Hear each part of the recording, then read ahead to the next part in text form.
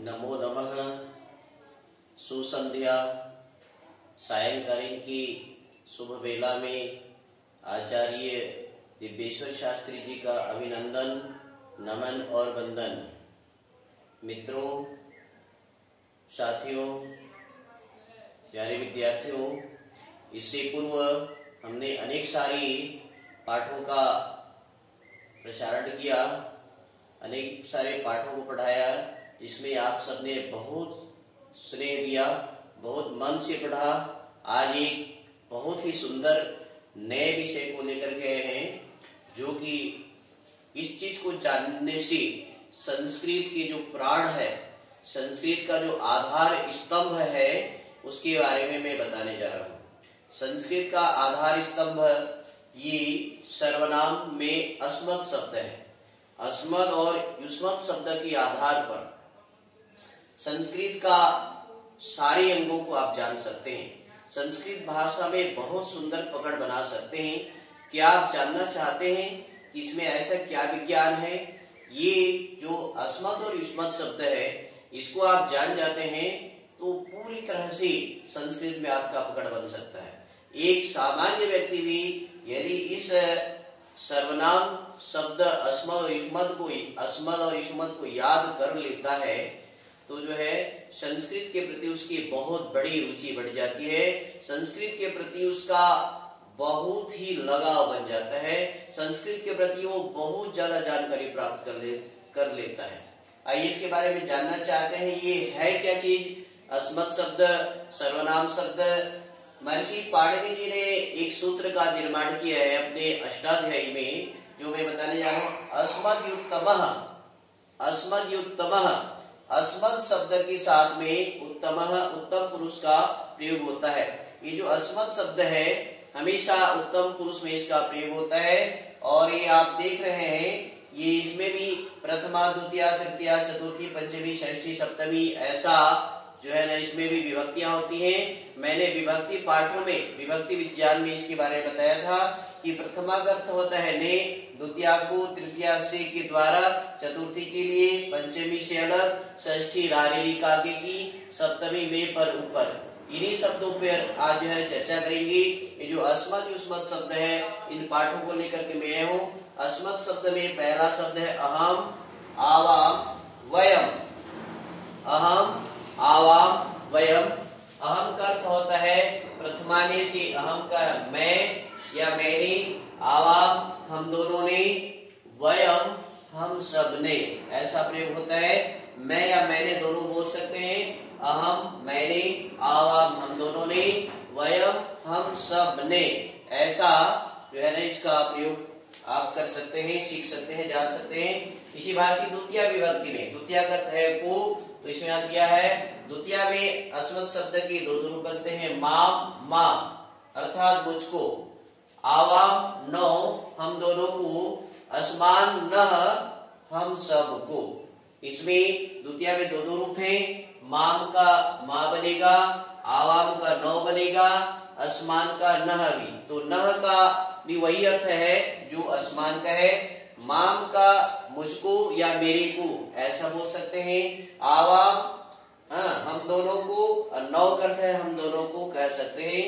अस्मान हम सबको, नह का अर्थ भी हम सबको। ये इसका प्रयोग जानिए आप।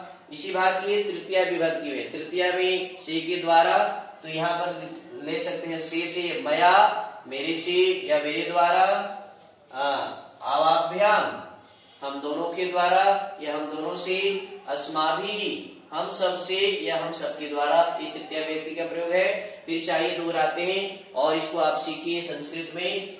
मया मेरे से या मेरे द्वारा, आवाभ्याम हम दोनों से या हम दोनों के द्वारा, अस्माभिः हम सब से या हम सब के द्वारा, ऐसा तृतीय का आप जानिए। इसी भांति चतुर्थी का अर्थ होता है के लिए, मह्यम मेरे लिए, आवाभ्याम हम दोनों के लिए, अस्मभ्यम हम सब के लिए, हम के लिए चतुर्थी प्रयोग होता है। इसमें भी दो रूप है। मह्यम का दूसरा रूप बनता है मैं, अर्थात मेरे लिए।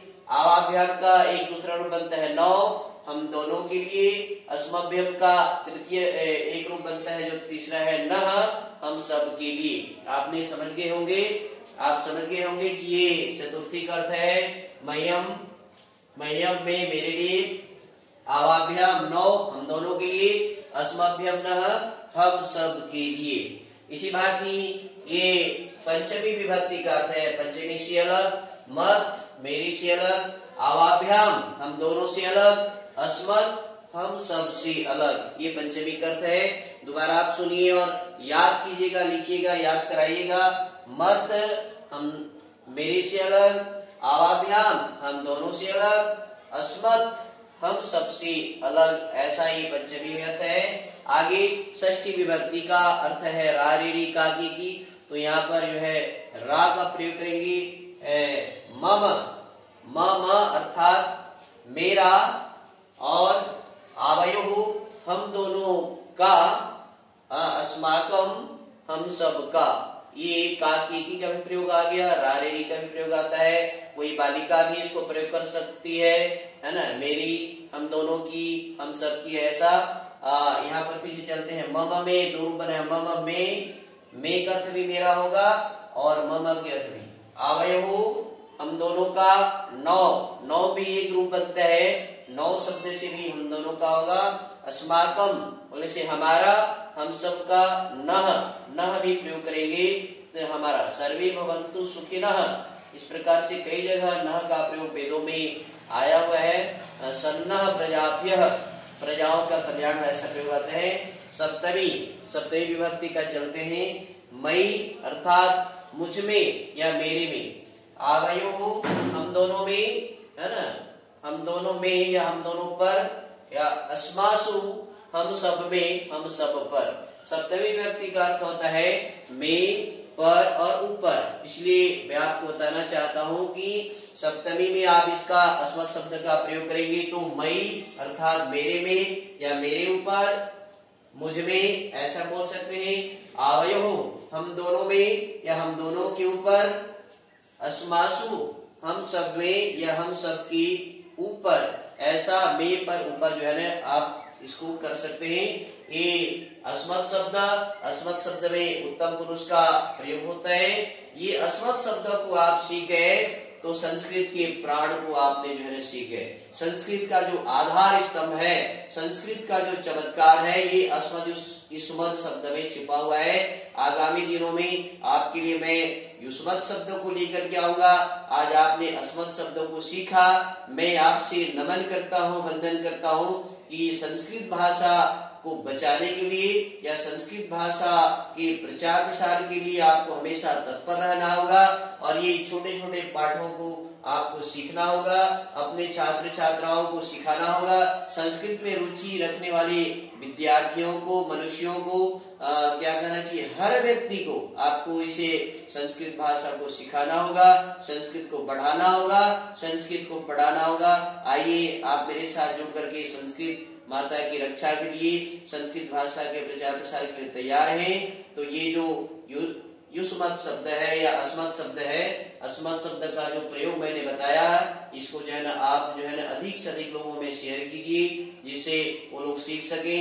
मैंने सुक्ति डाला है कि कर्म गुरु, कुछ ऐसा काम कीजिए जिससे संसार का भला हो, स्वयं का भला हो और पूरे विश्व का कल्याण हो। नमो नमः, पुनर्मिलामः। जयतु भारतम, जयतु संस्कृतम। धन्यवाद।